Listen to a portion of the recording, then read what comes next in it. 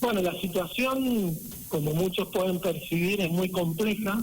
Si bien la presencialidad todavía está garantizada y el servicio está garantizado de un modo bimodal, una semana o 2 semanas asisten y la otra semana los chicos no asisten, manejándose por burbujas.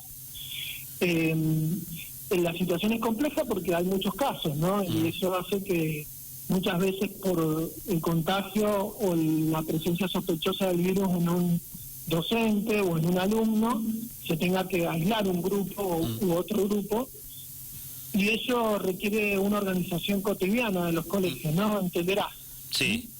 Me imagino que la logística, que te aparece un caso en una burbuja y te cambia todos los planes, ¿no? Totalmente, porque se da mucho en la secundaria. Encima cada nivel tiene como su dinámica, ¿no? La secundaria tiene docentes que pasan por muchos colegios a la vez, entonces eso hace que cuando se aísla un docente en un colegio se aísla también en los otros en los que trabaja. Bueno, es una logística compleja y cotidiana en este momento. ¿Sabes que esto que estás planteando, Fernando, lo charlaba el otro día con gente conocida que da clases en escuelas secundarias y justamente es el mismo planteo o lo mismo que estás contando a vos ahora, ¿no? Me decían esto que estás remarcando, ¿no? Que no es lo mismo la primaria que el secundario, porque en el secundario el profe de historia da en una escuela comercial, después se va a la escuela técnica, después se va a la de tal barrio, después a la de tal distrito y le agarra positivo a ese profe y se arma todo un desbarajuste tremendo, ¿no? Totalmente, es así. Y bueno, y se dan un montón de variables, además de esa, donde a veces estuvo en contacto con algún alumno o un grupo de alumnos que tuvo COVID o que eran sospechosos. También los chicos en la secundaria son más independientes, no siempre están cuidando las normas como corresponde. Lo intentamos, respetamos los protocolos, pero los chicos tienen una vida, siguen siendo adolescentes, ¿no? Entonces, eso hace que digamos, sea muy compleja la situación. Yo siempre digo que hay que recordar que los protocolos no son una garantía, son pasos a cumplir, pero que los seres humanos siempre podemos cometer algún error. Entonces lo que hay que cuidar es la vida de los seres humanos, ¿no? Pero bueno, es complejo. Ante tu pregunta, es muy compleja la dinámica de los colegios en la actualidad. Vos sabés que el intendente de San Rafael, Emir Félix, ayer justamente hizo un pedido y apuntó directamente a los colegios secundarios, ¿no? La situación en el sur está complicada, hoy día está, te diría que por demás complicada, respecto de la pandemia, con el hospital Shestakov que está al borde del colapso, igual acá nuestros vecinos de Alvear, que también es muy difícil lo que está pasando, y el intendente de San Rafael pidió, justamente apuntó a la suspensión de las clases, digo, de manera presencial, ¿no? Que se entienda, en el secundario.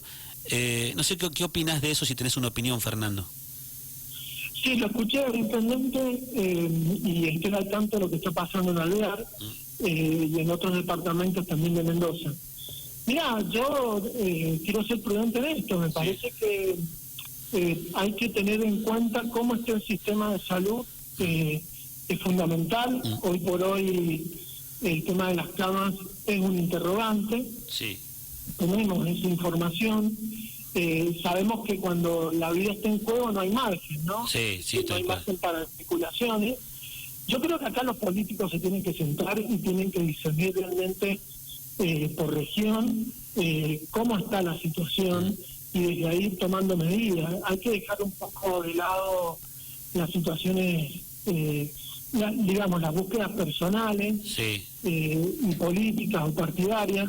Mira, se está dando relacionado con esto muchos padres, pero muchos padres que no quieren enviar a los chicos al colegio porque tienen miedo. Lo sé.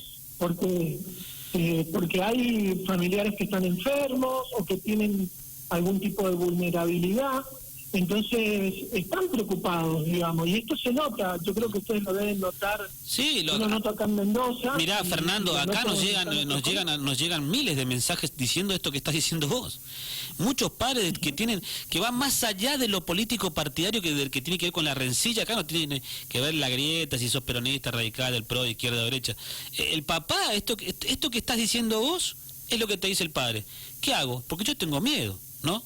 Porque, viste, cuando vos escuchás el papá por ahí también tiene relación con un médico, una enfermera, ¿no? Y entonces, porque la versión del médico o de la enfermera o del enfermero no es la versión oficial, ¿no? Porque el médico es el que está en la trinchera y el que te dice la posta, te dice, mirá, acá estás pero muy complicado. Y ese médico también tiene acceso a otros vecinos, y ese es el vecino que te dice, o que llama a la radio y dice, che, estoy preocupado, no sé si seguir mandando a mi nene o a mi nena a la escuela. Sí, eso se está dando mucho. Yo creo que acá, frente a la pregunta que me hacía, nuestra posición siempre va a ser respetar lo que digan las autoridades, las que sean, pero me parece que hay que hacer un análisis semana a semana, día a día, de cómo está la situación. Nosotros inferimos por lo que está pasando que en el futuro, más o menos inmediato, cuando la curva esté más arriba, algunos espacios se van a tener que suspender dentro de las escuelas. Te diría casi como inevitable, pero bueno, no tengo una voz desde el Ministerio de Salud autorizada. Ah, sí, lo contás desde tu experiencia. Creo que se entienda así, ¿no? Está clarísimo. Digo, dentro de la misma situación, en este caso, que tiene que ver con todo, también lo de la pandemia, lo del COVID-19, ¿cómo está el tema económico con ustedes respecto de... Estamos hablando de colegios privados, ¿no? En cuanto a la cuota, en cuanto a los subsidios que reciben, si es que reciben subsidios, ¿cómo está el tema? Con respecto al aporte que hace el Estado a los colegios privados, tiene que ver con los sueldos de una parte del personal docente. Eso va al día, en general no presentamos quejas, salvo los CEOs que recién hoy van a cobrar, digamos, que son las instituciones educativas que tienen una fuerte impronta social. Sí. Pero el resto está recibiendo esos honorarios en tiempo y forma. La situación económica en relación a la cuota, obviamente que es compleja, porque ahora comienza un tiempo de recesión inevitable, y eso afecta directamente a los padres y a las madres de nuestros colegios. Sí. En realidad, históricamente, estos meses son de recesión en el tema de la cuota, como que el padre o la madre hace un esfuerzo por pagar la matrícula, ponerse al día, y desgraciadamente estos meses como que especulan un poco o se atrasan, se relaja un poco el sistema. Vamos a notar a partir de julio realmente si estamos en una recesión, o sea, los efectos de esta recesión los vamos a notar en julio. Como que todavía no tenemos un parámetro. Bien. Pero tenemos los antecedentes del año pasado, donde llegamos a una digamos morosidad en algunos colegios superando el 80%, que es mucho. Es mucho. El papá que dejaba de pagar la cuota, ¿por qué? ¿Porque las clases no eran presenciales o por una cuestión económica? Ahora de todo un poquito, ¿no? Hay de todo un poco, pero la mayoría, nuestra experiencia ha sido que la mayoría de los padres y madres ha sido por situaciones provocadas por la crisis económica actual, ¿no? De hecho, hemos hecho grandes planes de cuotas y un montón de contemplaciones porque ha habido una situación muy vulnerable en las familias de nuestros colegios. Pero es muy alto, Fernando. Digo, cuando... ¿no? Los colegios del arzobispado no son de cuotas caras y nosotros tenemos un poco más baja la cuota de lo que deberíamos cobrarla por un fin social. Sí. Pero, y el fin propio de la iglesia, que es evangelizar. Pero así todo se están presentando dificultades porque, bueno, hay pobreza, no lo estamos negando. Esto ha generado una crisis inesperada, ¿no? ¿Tenés conocimiento de lo que pasa en otros colegios privados, quizás de mayor poder adquisitivo de los papás? ¿También han dejado de pagar la cuota? Ustedes seguramente pertenecen, charlarán, se manejan en el mismo, no sé si la palabra es mundo, pero dentro del mismo ámbito, rubro, hay como quizás una fluidez a la hora de la charla, ¿no? ¿Qué pasa con otros colegios privados, aquellos que donde la cuota es más alta, quizás el poder adquisitivo de los papás es un poco también más elevado? ¿También han dejado de pagar? Sí, han tenido una alta morosidad, han tenido un poco de migración de la matrícula a colegios privados más económicos. Eso ha pasado bastante. Mirá qué dato estás tirando. Mira, datos duros no tengo estadísticas. No, pero sí pero es la charla quizás que tenés con la gente del sector.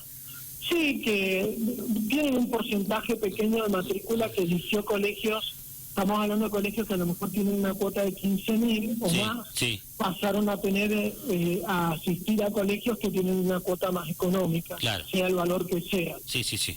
Y esos colegios que no reciben aporte del Estado, en su mayoría, empezaron a jugar otro tipo de inversiones. Por ejemplo, trataron de garantizar la escolarización todos los días, todas las semanas, ¿sí? Empezaron a ofrecer como otros servicios, a invertir en más, digamos, para poder conservar su matrícula. Pero también se acentuó un poco la diferenciación social y económica que tenemos en el país y en la provincia, ¿sí? Tal cual. Bien, gente que quizás no dejó de mandar a los chicos a un colegio privado, pero cambió a un colegio donde la cuota es un poco más baja, ¿no? Exacto. Bien, ¿y hay gente que, tenés el dato de si hay gente que se fue directamente de la escuela privada a la escuela pública? En general ha sido poca, sí tenemos datos, pero ha sido muy poca, digamos, ha sido en los casos muy contados. Te digo, una muestra que tengo son los 10 colegios que nosotros administramos, prácticamente no hemos tenido deserción de nuestros colegios, ¿no? La gente ha hecho un esfuerzo por mantenernos en los colegios que eligió. ¿Y tenés conocimiento de cuánto es el porcentaje de chicos en la provincia de Mendoza que van a la escuela pública y cuántos al privado? ¿O no lo tenés ese dato?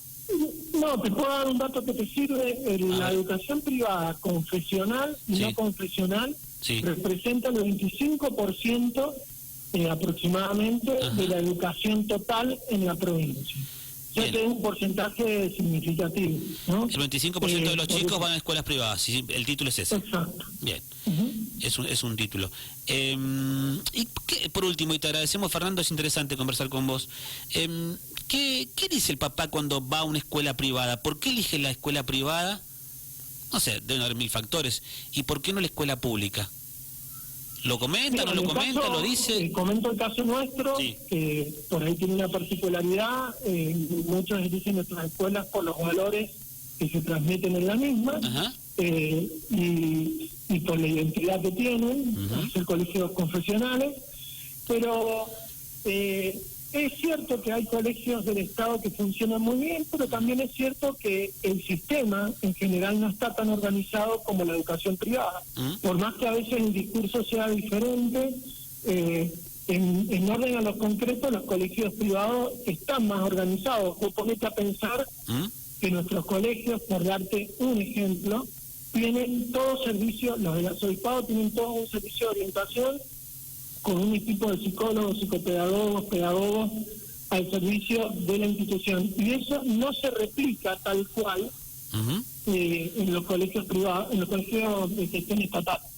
Lo cual no quiere decir que todos estén mal ni que todos tengan una baja calidad, pero el padre prefiere elegir y tener la garantía de lo que está eligiendo.